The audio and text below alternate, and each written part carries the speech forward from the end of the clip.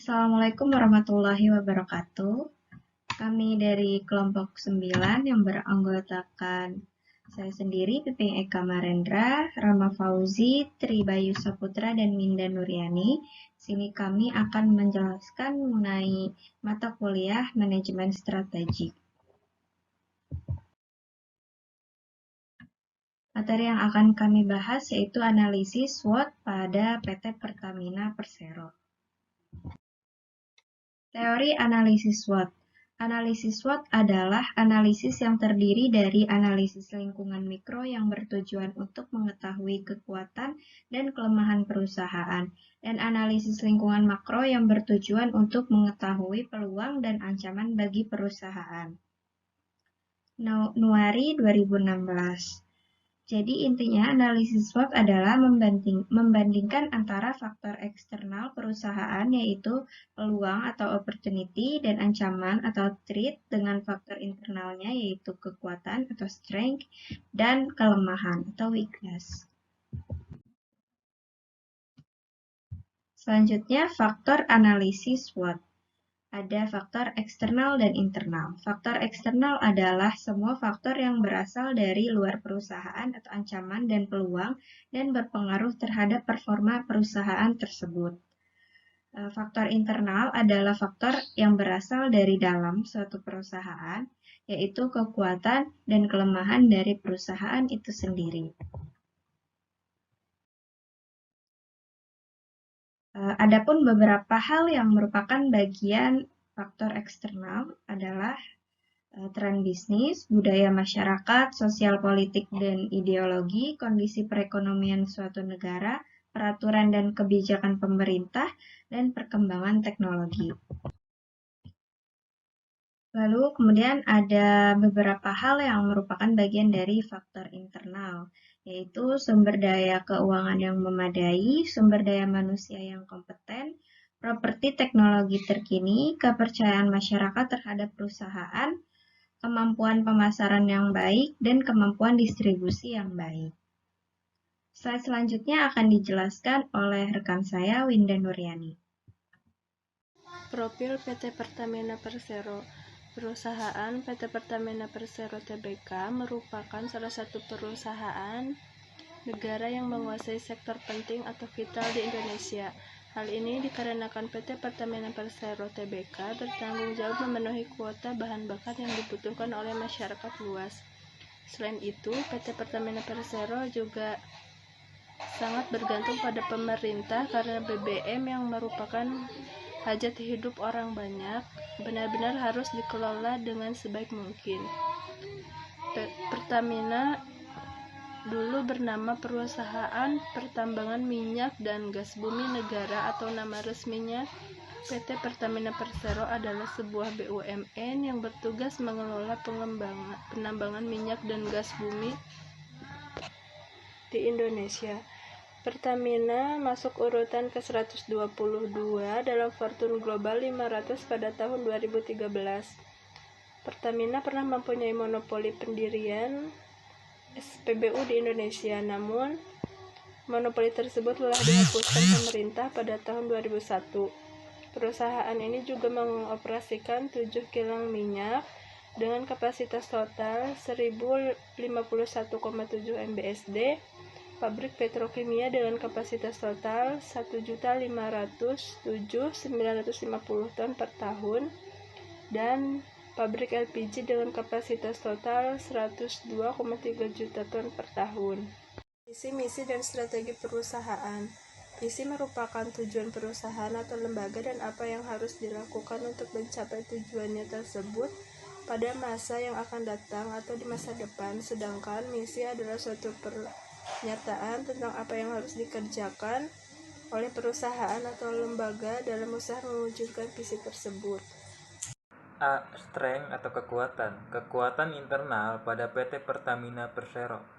Yang pertama, menyediakan produk yang berkualitas tinggi. Produk dari PT Pertamina sudah memiliki pengakuan dari dunia internasional, di antaranya produk oli dari Pertamina yang sudah memiliki sertifikat ISO. Yang kedua, memiliki pelayanan yang baik. Bentuk pelayanan sudah dapat mendistribusikan produknya ke seluruh penjuru Indonesia, bahkan sampai ke daerah-daerah terpencil. Yang ketiga, sumber daya manusia yang handal. Sumber daya manusia di PT Pertamina merupakan orang-orang yang sudah profesional di bidangnya, memiliki kemampuan dan pengalaman yang sudah teruji. Selain itu, pelatihan dan seminar yang berhubungan dengan dunia bisnis banyak diikuti oleh para karyawan yang dapat meningkatkan ilmu pengetahuan dan kemampuannya. Yang keempat, pengalaman di bidang migas. Pertamina sudah bergerak di bidang migas di Indonesia sejak tahun 1968. Dengan pengalaman yang cukup lama di bidang migas, faktor ini dapat menjadi salah satu nilai tambah pengalaman dan pengakuan dari dunia internasional. Berhubungan dengan dunia migas menjadikan Pertamina cukup disegani di bidang migas. Yang kelima, penggunaan teknologi informasi yang terintegrasi. Teknologi informasi di Pertamina sudah terintegrasi dan mendukung proses bisnis perusahaan. Dengan adanya divisi SBTI, Indonesia ini menunjukkan adanya kepedulian yang cukup tinggi dari pihak manajemen untuk mengembangkan teknologi informasi. Selanjutnya, weakness atau kelemahan. Kelemahan internal pada PT Pertamina Persero. 1. Kurangnya modal. Kendala Pertamina saat ini adalah kekurangannya modal dalam hal kegiatan eksplorasi dan eksploitasi sumber daya alam, sehingga pihak manajemen membangun kerjasama dengan pihak asing untuk melakukan tersebut. Yang kedua, masalah birokrasi yang menghambat kinerja. Birokrasi yang terlalu rumit menghambat proses pengambilan keputusan karena terlalu banyak waktu yang terbuang untuk menjalankan suatu keputusan. Yang ketiga, penempatan karyawan yang tidak sesuai dengan kemampuan sumber daya manusia di PT Pertamina. Banyak yang penempatan dan penggunaannya tidak maksimal sehingga mengurangi efektivitas dan efisiensi perusahaan. Yang keempat, jumlah armada yang kurang. Peningkatan permintaan pasar yang membutuhkan arus distribusi barang yang tinggi dapat terhambat dengan kurangnya jumlah armada pengangkut barang yang ada sekarang ini. Yang kelima, ketergantungan pasokan pada satu pemasok. Sehingga apabila terjadi keterlambatan pasokan, produk akan mengganggu operasional perusahaan. Selanjutnya, C. Opportunities atau peluang. Peluang eksternal pada PT Pertamina Persero. 1. Pasar bisnis yang masih tinggi. Penggunaan migas yang merupakan salah satu kebutuhan pokok dunia saat ini membuat permintaan akan produk ini tetap tinggi, walaupun terjadi gejolak harga. Yang kedua, harga jual yang murah. Pertamina dapat menjual BBM dengan harga murah karena pemanfaatan dari subsidi pemerintah. Hal ini dapat menggunakan Pertamina sebagai salah satu kesempatan untuk menguasai pasar migas di Indonesia. Yang ketiga, sumber daya migas yang masih cukup tinggi. Sumber cadangan migas yang tersedia di Indonesia masih cukup banyak yang belum tereksplorasi.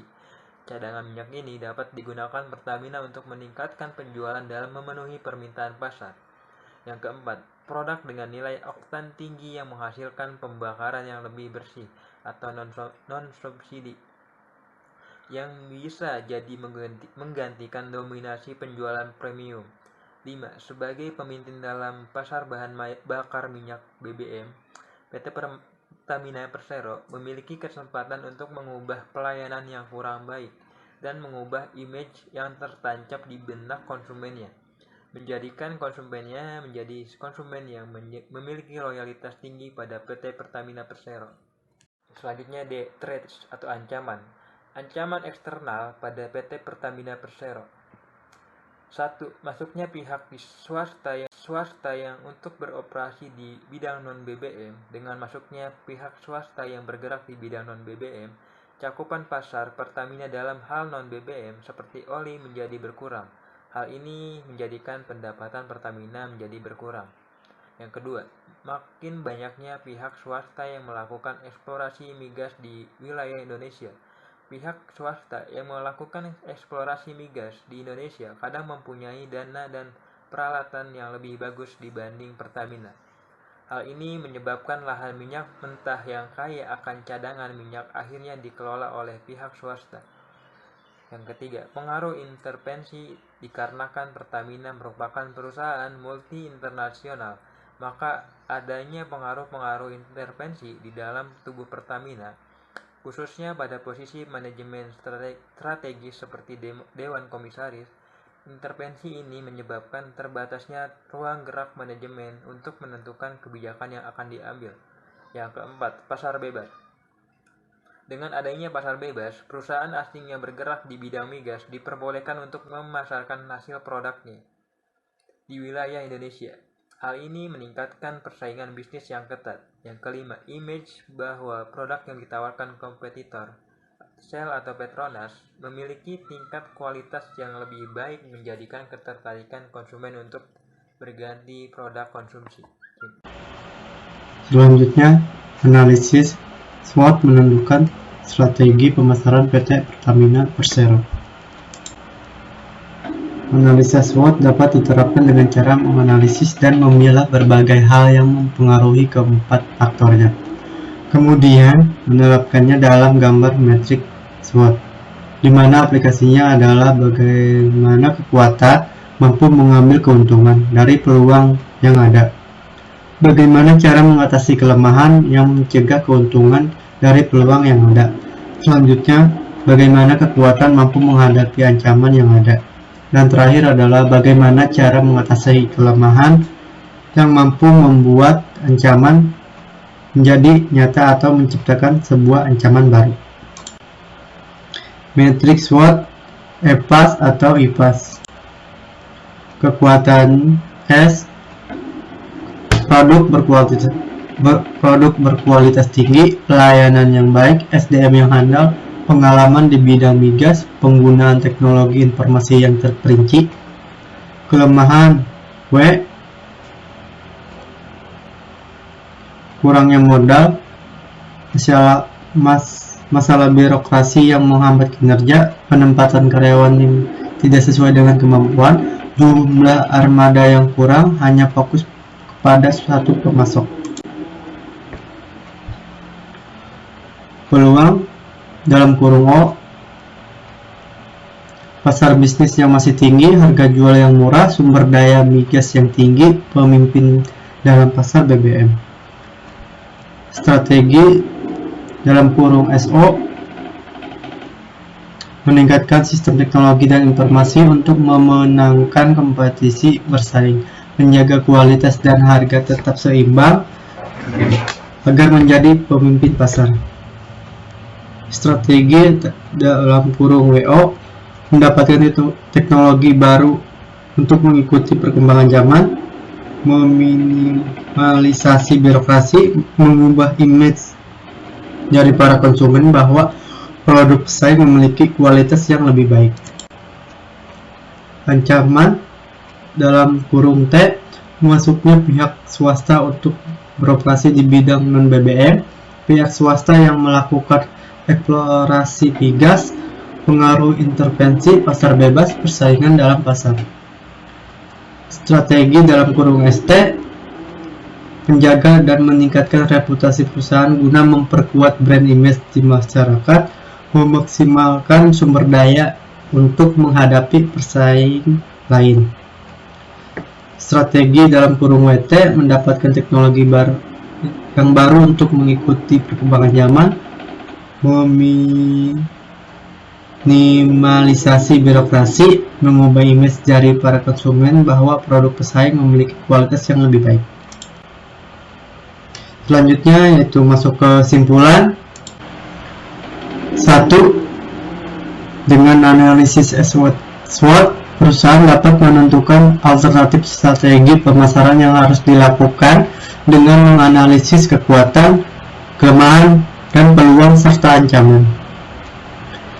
2.